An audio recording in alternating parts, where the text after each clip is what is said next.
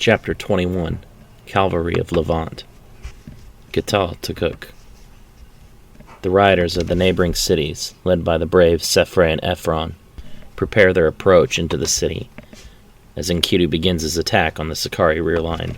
"Now is the time for us to act," Olamachus says.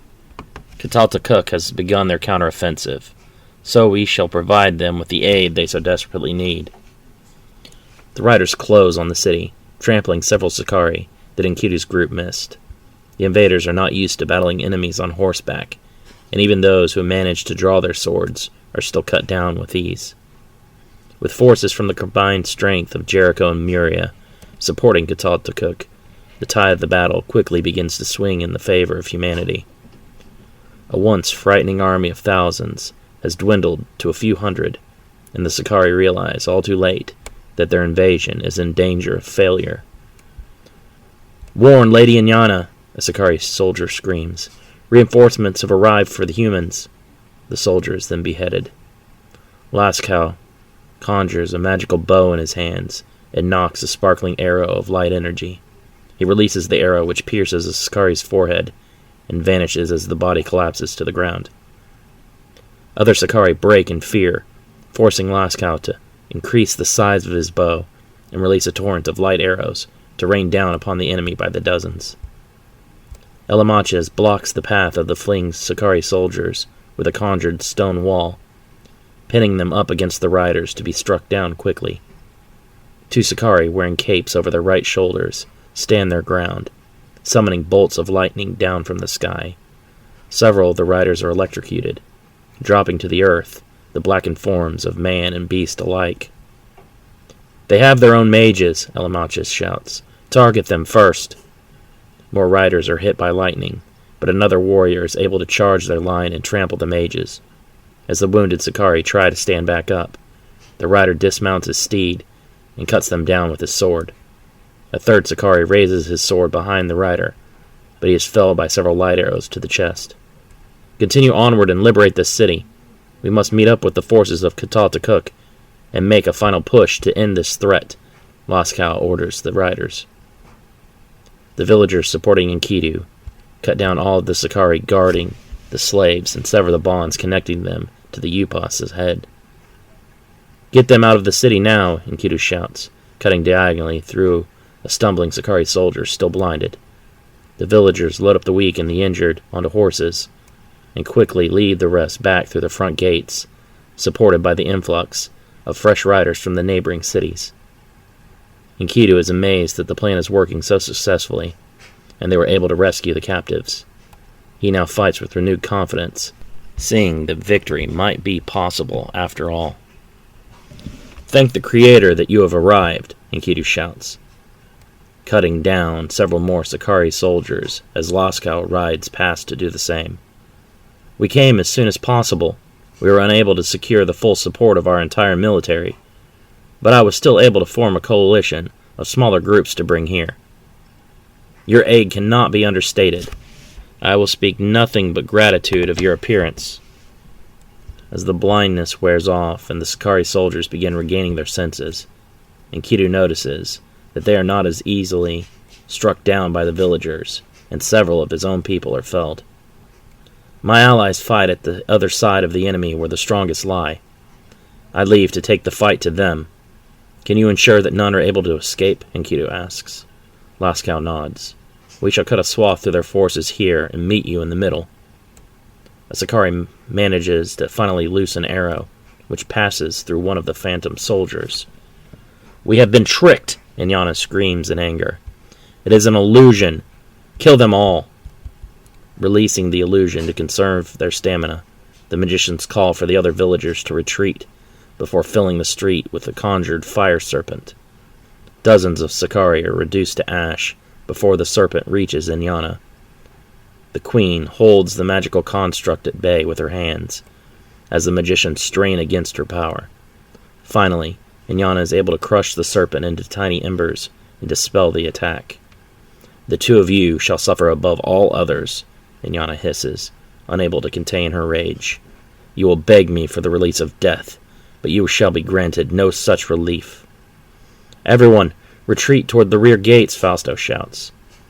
We will hold them here as long as we can. Head them off. Do not allow a single human to escape this city, Inyana screams. Enkidu rejoins them just as Inyana makes her way to the front of the remaining forces, slashing through any villagers foolish enough to attempt to fight her. Dismounting mid-gallop, Enkidu rolls across the ground and rises up with his sword to block Inyana's claws, just as she is about to tear through a trembling goat herder. You, Inyana growls. You have made a fool of me. This is all your doing. That you did all on your own, Enkidu replies, pushing her back. Your own arrogance has caused you to make mistakes.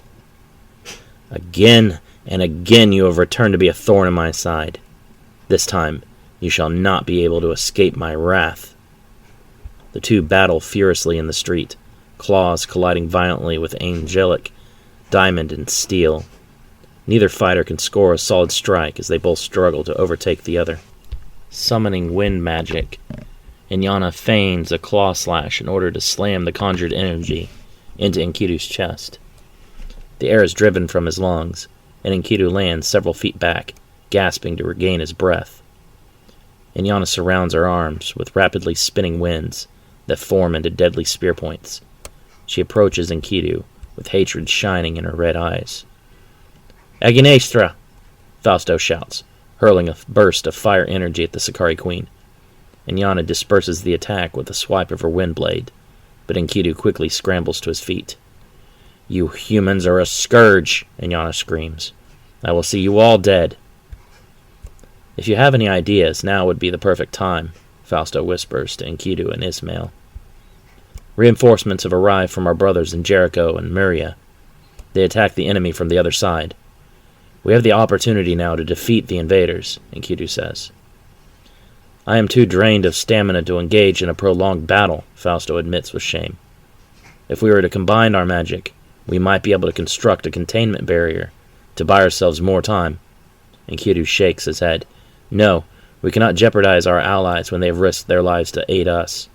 We must continue our fight against the enemy and press the attack from both sides.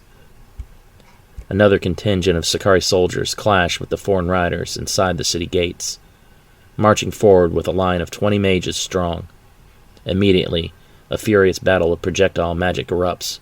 Bolts of lightning are called down from the sky. Pillars of fire rise up from the earth. Light arrows rain down like hail.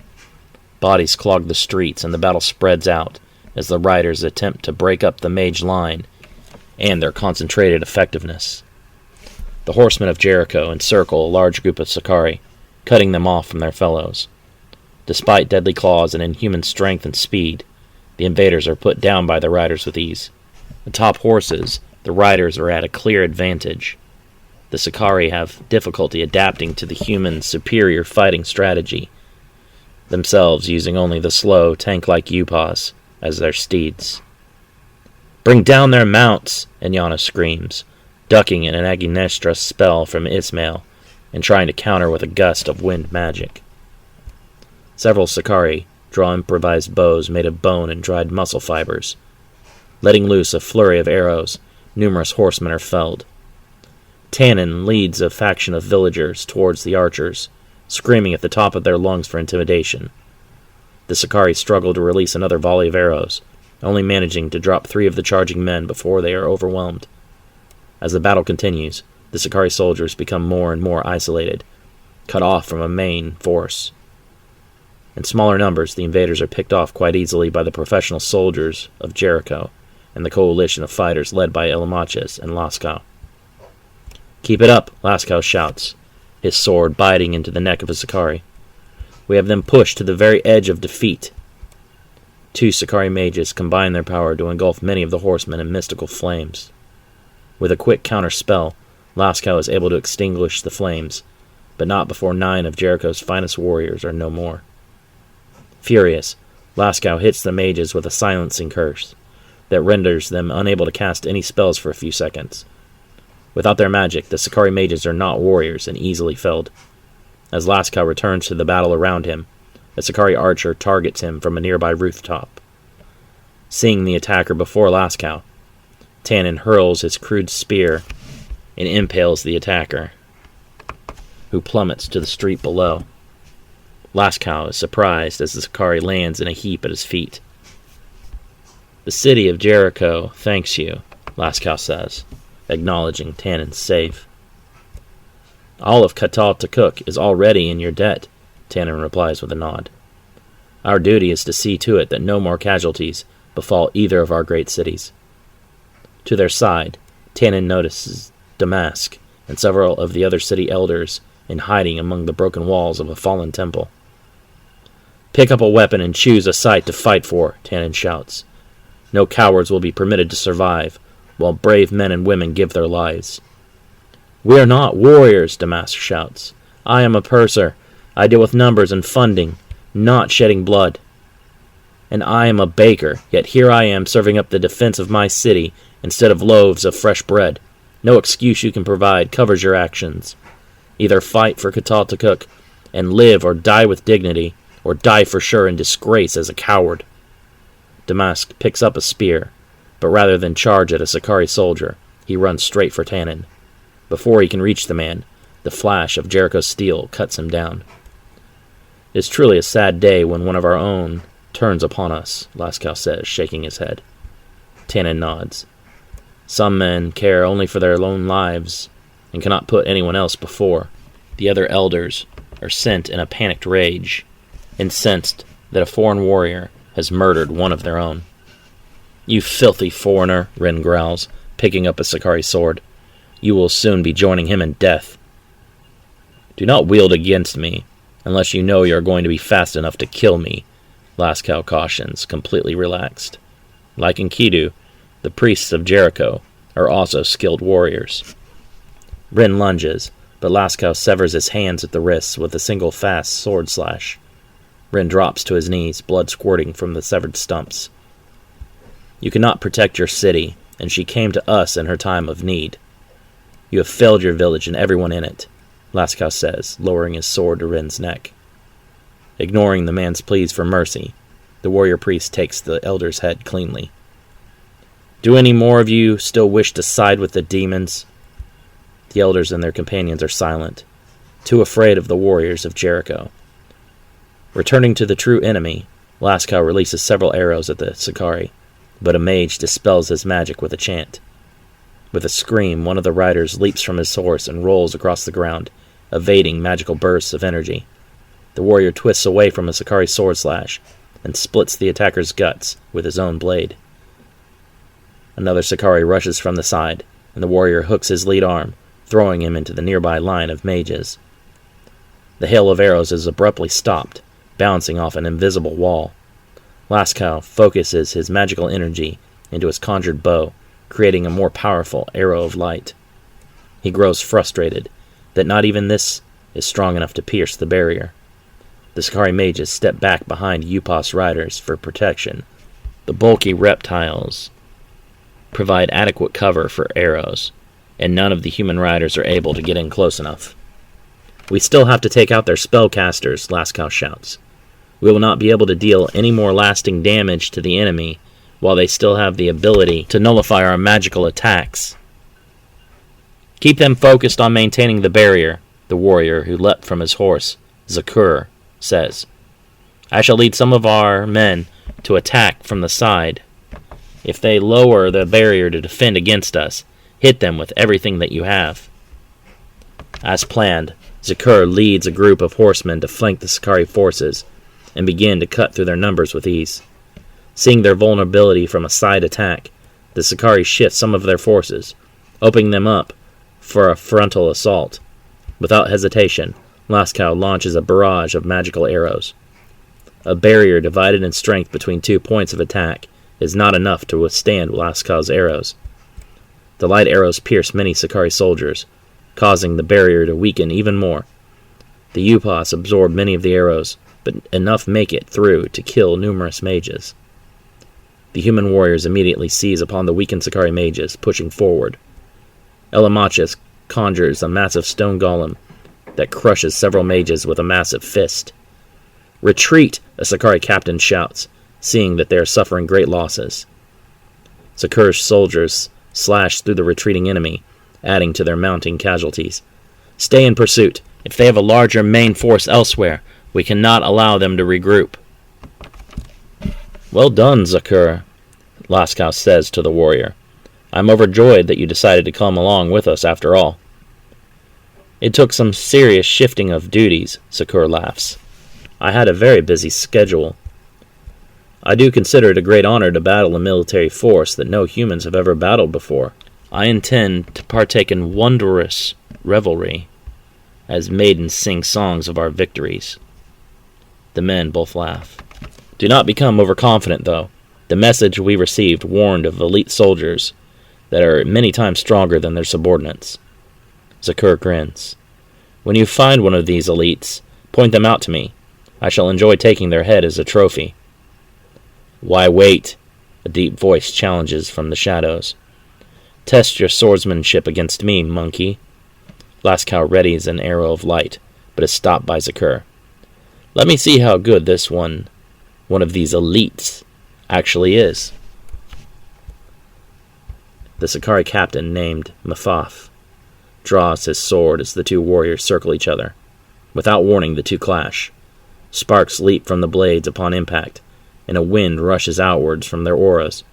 They battle across the street, neither giving their foe any ground. Zakur manages to deflect Mafaf's sword aside and score a shallow cut across the Sakari's thigh. Mafaf counters, smashing a forearm against Zakur's nose, and swipes his blade across his gut. Blood sprays from the man's face, but he manages to sidestep the killing blow and block the backswing. You are talented for a primate, Mafaf compliments. Unfortunately for you, I serve under General Yamura, who personally trained me in combat. Zakur lunges with a furious combo of diagonal slashes that force the Sakari back. Mafaf kicks the human shin as he steps in for an attack. Buckling, Zakur recoils, and Mafaf does not hesitate to pounce upon the brief opening. Zakur blinks several times, touching his throat as he finds himself suddenly unable to speak or breathe. His fingers are drenched with blood, and he collapses, with his head rolling off to one side. Zakur! Laskow screams in anger, firing an arrow of light through Mafaf's heart. The Sakari stumbles, surprised that his armor failed to defend his vitals. A second arrow pierces his chest, followed by a third through his left eye. Elamaches rides up to them, showing signs of having just been in a heated battle himself. The man is covered in blood and gore. There is a larger battle further into the village. I believe the leaders of the enemy are personally engaged in this campaign. Enkidu must have reached them, Tanin says. This battle will decide the fate of all of our cities. Then that, too, is where we must head, Elamaches says. We must continue through the city and kill all of these monsters. As they push deeper into the city, they encounter more frequent groups of Sakari soldiers before seeing the heart of the army up ahead. The magicians halt their forces and hang back, hoping not to be seen. Disgusting, Laskow says, seeing some of the elders has fled to the Sakari for protection. Once his eye is set upon the golden effigy of Inyana, his stomach turns. We must find Ismail. The urgency of his message was not exaggerated. We do not have much time before these creatures make their way through the remainder of the city, Elamaches says. We will still have to fight our way through that battle ahead, Laskow says, pointing to a heated fight between the villagers and the Sakari. Enkidu and Inyana clash on opposing sides at the center of the battle. Elamaches nods, spurring his horse onward. Why do you continue to fight, knowing you cannot win? Inyana asks, slashing at Enkidu with her wind blades. Enkidu evades the condensed magic and strikes back with his sword. Neither fighter is able to score a deciding blow. This battle has not yet been decided. It is far too early for you to declare victory over me. The screams of a citizen in peril catches Enkidu's attention. A woman screams for help as a Sakari straddles her, jaws snapping at her face. Her hands are bitten many times, and she cries out in terror and pain. Fausto sees the indecision in Enkidu's eyes and tilts his head, telling the younger man to go. Go, save her. We will hold the queen off. Hold me off, Inyana laughs. You old fools. You have already seen that these old fools are more than capable of defeating you, Ismail says. The flashing blade of Tiavan cuts through the Sakari's jaw, killing him. Head to the rear gates, Enkidu shouts, helping the woman to her feet. Several more Sakari run at them, but he cuts them down with little effort. Grand General Hui leads efforts to burn down the city around the villagers and leave them nowhere left to flee. Having seen their slave caravan has been broken, the Sakari no longer worry about taking live prisoners and attack with abandon. Enkidu strikes out with desperation, blocking as many Sakari from their prey as possible. Women try to fight back, shielding their children from the predatory invaders. Show no mercy, Hui shouts, slashing his sword through the front of a young woman as she tries to run past him. Kill them all, young, old, it does not matter. No one survives this city now. 2 Sakari fall with light energy arrows in their foreheads. The woman and 2 children they were pursuing looks up in astonishment at the robed horse rider with a magically conjured bow. Behind the magician, a horde of other riders appear to surround the pillaging Sakari. We appear to have caught up with the excitement, Elamachus says to his companion. Lascaux nods before shouting to the other riders. Kill every last one of them. We do not tolerate the terrorizing of women and children. How dare you interfere, Hui growls, walking towards the men. This is between the city and us. You are not welcome. Elamachus laughs. Does he jest? We were quite literally invited here by the very people you are trying to murder. Someone does not belong here, but it is not I. Hui rushes the magicians, using his superior speed to get between them and pivot with a horizontal slash. Both Elamachus and Lascaux jump away, narrowly avoiding the strike. Elamachus immediately begins to cast a spell, while Lascaux materializes his bow and lets loose several light energy arrows. Hui slashes through the arrows with his sword, but is hit from the side by a conjured stone fist. Hui flips in the air and lands, skidding backwards. He swings his sword, releasing a wave of energy outward. Lascaux dismisses his bow and throws his hands out, erecting an energy barrier to block Hui's attack. Elamachus leaps over the barrier, conjuring another stone fist that emerges from beneath Hui, knocking the Sakari upwards and into the magician's arc. Elamachus draws his own sword to finish Hui, but the Grand General pivots in the air and slashes his sword again, sending Elamachus sprawling back. The magician lands in a crouch, wiping blood from his lips with his forearm. Hui, get over here now! Inyana screams across the battlefield. Hui sheathes his sword. You have caught a break. I advise you to take this good fortune and flee the city. The next time we meet, I will kill you. Hui runs off, disappearing into the crowd of clashing villagers and Sakari soldiers. The warriors from Jericho and Muria continue to battle fiercely, ending the lives of many invaders. Ahead of them, they see a single man fighting against a group of more than 20 Sakari. The man's blade flashes as he swings, cutting heads and limbs off like they were dead branches. Elamachus sizes the man up, fully realizing that the stories of him may not have been exaggerated at all. I am pleased to see that our forces have joined up in the middle as planned. I cannot express how grateful I am to you all, and to all of Jericho and Muria. We are in dire need of men who know how to fight with any competency. He looks over to see Ephron and Sepre in their Murian armor. The previously pristine golden armor is now splattered with Sakari gore. You have done well, my friends. All of Katal is in your debt.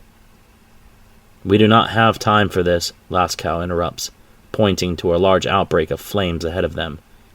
Lead us to the rest of their forces. Do not take them lightly, Enkidu warns. The 3 commanding officers that remain are unbelievably strong and deadly. Elamachus nods. Oh, this we have seen. We were barely able to fend off the one called Hui before you came over. Enkidu is surprised.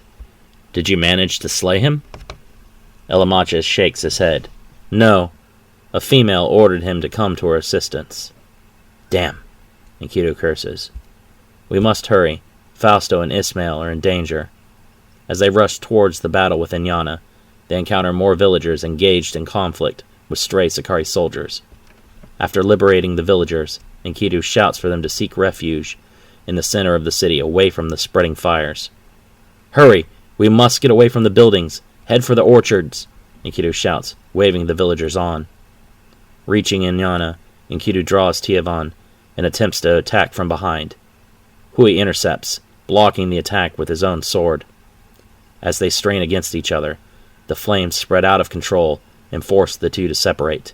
Enkidu quickly gathers up the magicians, and the trio dashes away from the flames.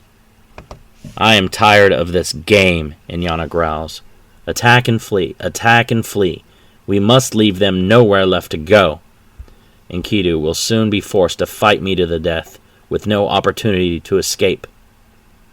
The Sicarii continue their rampage through the city, igniting everything flammable with their torches. An elderly couple falls behind the other humans as they flee, and Enkidu runs backward to aid them. As he reaches them, 3 Sicarii soldiers rush him with their swords outstretched. A burst of magical energy slams into the center Sicarii's chest, knocking him off his feet. As the other 2 are stunned, Enkidu dispatches them with 2 well-placed sword slashes.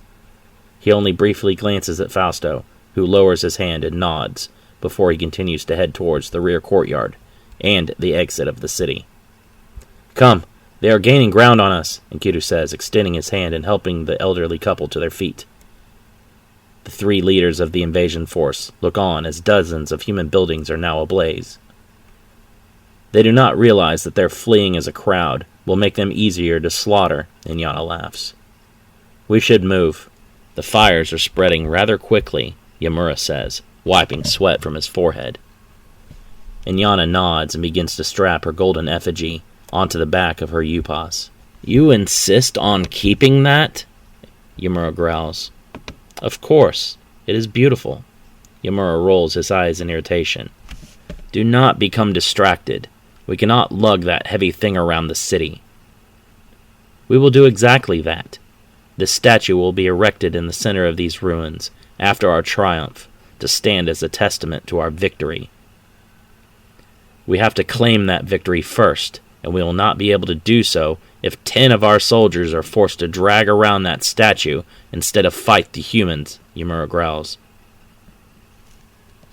"If we are to a point where 10 soldiers matter, we deserve to lose," Inyana states. Yamura shakes his head. "You do not value our soldiers enough. They give their lives for you, and you do not repay their loyalty.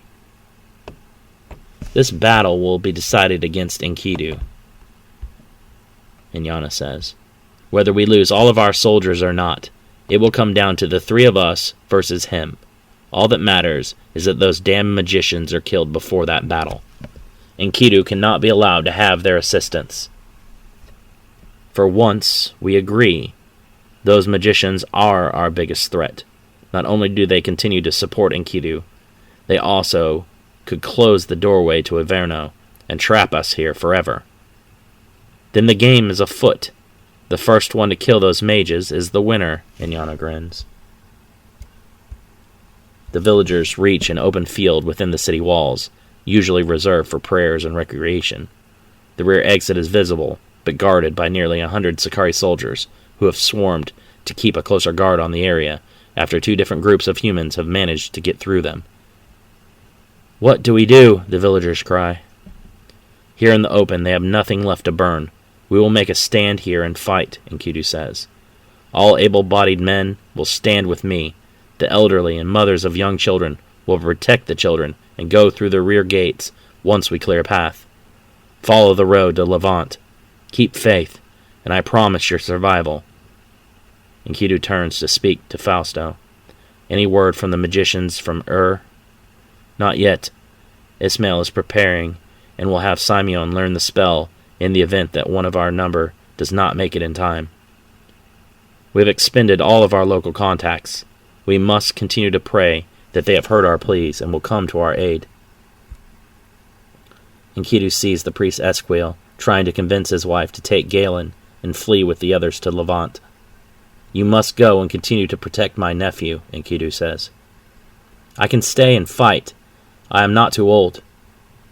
"Your guidance is needed," should the rest of us not survive. The Sakari head towards the gathering of villagers. "We've found you," Inyana taunts. More Sakari soldiers appear from the other side of the orchard, blocking off their escape. "There's nowhere left to run. This is where you die, monkeys." Inyana fires a burst of energy into a large crowd of men. They're scattered to the ground, and many do not move. "Go!" Enkidu screams, pushing Esquiel towards the others. "No one leaves this city," Hui says, instructing his soldiers posted at the rear to attack. The Sakari clash with the villagers and begin to quickly overwhelm them. Enkidu rushes into the fray, hacking down many opponents until he reaches the Grand General. Hui clashes blades with Enkidu several times until 2 villagers attack him from behind. Hui shouts out in pain and tries to fend off his attackers, leaving himself open for Enkidu, who thrusts forwards with a killing blow. A set of claws blocks Enkidu's sword and saves Hui from certain death.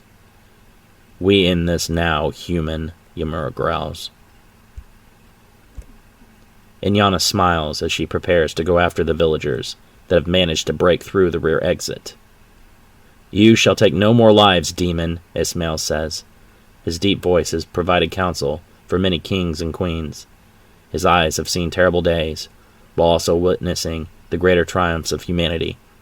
He cannot find it within himself to stand by idly while Enkidu and the other villagers battle the Sakari alone. "One of the magicians," Inyana says with a grin, holding out her hands and focusing her energy so that 2 small violet orbs appear in her palms. "Do you truly think that your skills are enough to face me? Not only am I a queen, I am also high priestess and a master of the arcane arts. Alone my skills may not be enough," Ismail says as Fausto and Lascaux of Jericho appear behind him. "I, however, am not alone." Inyana's eyes widen in surprise. She did not expect the magicians to abandon their plans to close the portal and fight her instead. Each of the 3 magicians casts a spell of binding chains. The spells combine, and the chains wrap together to form a massive iron serpent that speeds at the Sakari. Inyana leaps into the air and throws both arms downward, hurling the 2 energy orbs at the binding serpent. The serpent dodges and wraps around her wrists and waist, causing her to plummet to the ground. As she struggles, the serpent bites into her neck to seal the spell. Inyana feels her strength being drained and cannot react after becoming magically paralyzed. "I did not come to this world to be imprisoned by a bunch of monkeys. I refuse to be defeated by you," Inyana screams, ripping her arms apart and causing the binding serpent to explode into millions of particles of light. Her chest heaves, and blood runs down her neck. She squints to see, realizing that over a quarter of her energy has been drained. "Aginestra," Fausto chants, trying to catch the winded Sakari on fire. Inyana hops to the side, her left arm and the ground near her bursting into flames. She quickly puts out the fire on her arm, leaving a black singe over her light-colored purple flesh. "Effervefen," Ismail chants, sinking Inyana's feet into the ground by transforming it into mud. As she is stunned, Fausto unleashes another Aginestra fire spell. Inyana screams in pain as the lighter fabric of her armor burns away first, followed by portions of her hair and exposed skin. She manages to pull herself from the mud and roll in it, putting out the rest of the flames. Only the metallic and leather portions of her clothing remain. Her hair is blackened and uneven. Several blisters already begin to materialize on her arms, thighs, and face. "How dare you defile me!" Inyana screams. Enkidu ducks beneath a head-level swipe from Yamura and parries with a straight thrust. Yamura quickly tilts his blade and whips it around to avoid impalement. "You are a very talented warrior," Yamura says, switching his sword to his left hand and swinging again. "But it is only a matter of time before I overwhelm you." Enkidu reacts slower this time, put off by his opponent revealing that he is ambidextrous. He manages to divert Yamura's sword with his own, but cannot avoid it entirely. A single shallow cut appears on his left side just below his ribs. We did not come this far to be killed by you. We have a job, and must see it through to the end, Yamura says. Most of your forces have already been killed, even if you do manage to take this city. You do not have great enough numbers to overcome Levant or Jericho. Enkidu rushes in, slashing diagonally several times. Yamura hops back, blocking with his own sword, and meeting his advance blow for blow. Enkidu's training has prepared him to face otherworldly threats. Hoyles chose him years before as a young teenager to become his pupil and protect his fellow man. He had been told that his great-grandfather was a proud Seraphim warrior who had participated in the sealing of the fallen Seraphim general Sataniel and the initial creation of the barrier separating Averno and the human world. With Seraphim blood in his veins, it was his destiny to become a great warrior and save many lives. Enkidu's determination increases, thinking of the villagers who are in danger if he fails. Yamura is forced back, much to his own disbelief, as Enkidu's attacks become quicker and more powerful. Suddenly, Enkidu's next blow breaks Yamura's sword in two. "This is impossible," Yamura whispers, holding only half of a sword. Hui attacks from the side, hitting Enkidu with an energy blast that propels him into a tree. Yamura stares at him in disbelief, insulted and relieved at the same time for Hui's interference. "He was about to end your life. We're even now," Hui says, knowing exactly what is on Yamura's mind. Enkidu crawls to his feet and prepares to face two Sakari generals. Yamura tosses his broken sword aside and extends his claws. "Do not underestimate him." Inyana drops flat, allowing another Agnestra fire spell to pass over her and explode into a tree. She flips onto her back, throwing both hands towards her rear attacker, and retaliates with a fire spell of her own. Ismail is hit in the chest and sent flying backward as the flames begin to engulf him. "Nixe!" Fausto shouts, throwing his hands out to dismiss the mystical flames. Ismail lands hard on his back and coughs, smoke rolling off his charred robe. Inyana hops to her feet and quickly conjures two curved swords into her hands. "Shimitare!" she growls, fury boiling in her eyes. A horn sounds, and all of the combatants pause at the disturbance. Loud footfalls echo throughout the hills surrounding Catal Takuk as a force of 300 of King Dagon of Levant's professional soldiers ride to their neighbor's aid atop large war horses. At the front of the group is a portly man in a brown robe with a long black beard and a curving mustache. "Vamanastra!" Refugio chants, summoning rain clouds to collect over the city. In mere seconds, the clouds swell until they burst, and the massive fires spreading throughout the city are smothered. With the fires extinguished, the riders have a clear path through the city. "Take their heads!" shouts Sipad, captain of the Levant Cavalry, as he spurs his horse onward into battle. The soldiers charge forward, cleaving the heads of many Sakari from atop their steeds. Averno's forces become disorganized, caught between the villagers on foot and the professional soldiers on horseback. A few of their remaining soldiers mounted on Upas are able to fight back, but Sipad calls forth a team of archers, which quickly take them down with a shower of arrows. "Idiots!" Inyana screams, firing a quick burst of energy into the back of a mounted soldier. "Bring them down, you fools!" Fausto lunges at Inyana as she is distracted, conjuring a phantom fist that punches her and sends her crashing through several trees.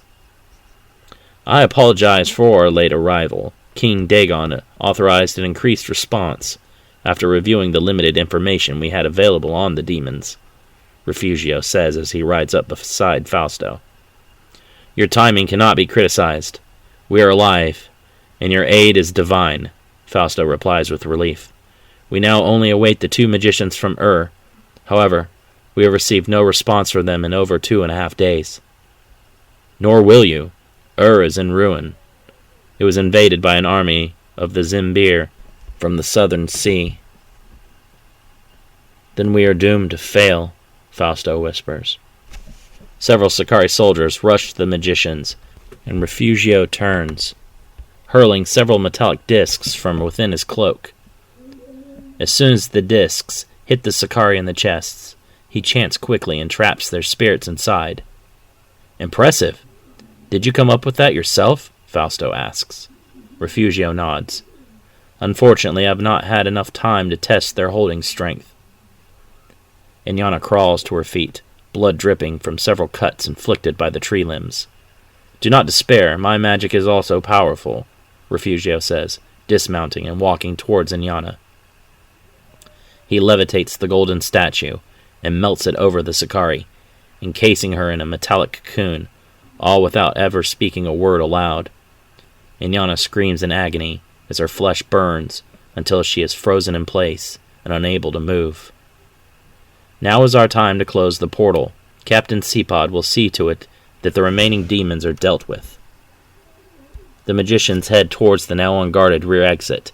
Suddenly, a Sakari soldier lunges from the side and plunges his sword through Ismail's gut. Ismail's face flushes white, and blood explodes from his abdomen in a geyser as the Sakari withdraws his blade. The Sakari is quickly struck down by a Levant soldier, but not before Ismail drops to the dirt. The magician lies motionless in a spreading pool of crimson. Fausto runs to his side and kneels, checking for signs of life. Dukan, Heles! Fausto cries out, trying to heal his body. Ismail's soul has already departed, and the spell is ineffective. He pounds his fists on the dirt in anger and sorrow. We're but 4 and an apprentice now. You underestimate the magic of Levant, Refugio says with a smile. We shall still be victorious. Come, we must not delay. Cracks spread throughout the golden prison until Inyana finally explodes free. Her skin is raw and covered in blisters. She drops to her knees in agony, willing her own life force into magic to heal her physical injuries. She is able to regrow some of her skin, but her wounds are too great to reverse all of the damage. Damn those monkeys! They will all pay dearly. Yamura lets out a deep breath, and the tattoos on his skin begin to dissolve into his aura, causing its intensity to brighten. Enkidu backs away in surprise, feeling his opponent's strength increasing many times over.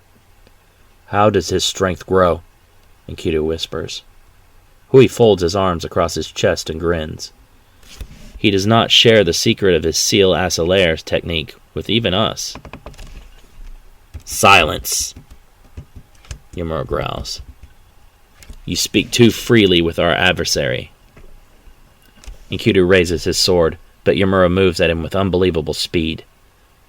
The Sakari slashes quickly, knocking Enkidu's sword from his hand and cutting open his forearm with a flash of blood. Enkidu leaps away as Yamura swings again and again with alarming speed. Yamura connects with several grazing strikes, and soon Enkidu is covered by a mist of his own blood.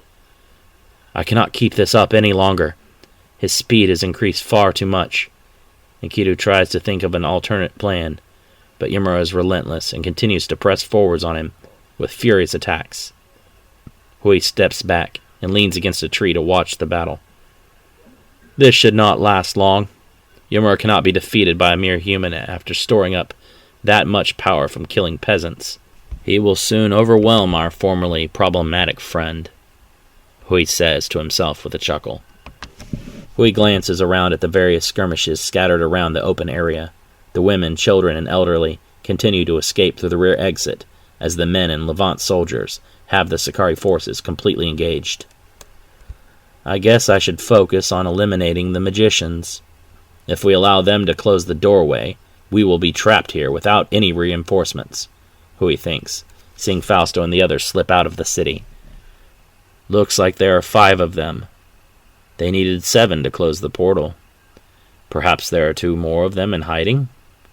Hui straightens up and draws his sword, preparing to hunt down and kill the magicians, to prevent them from cutting Earth and Averno off from each other once more.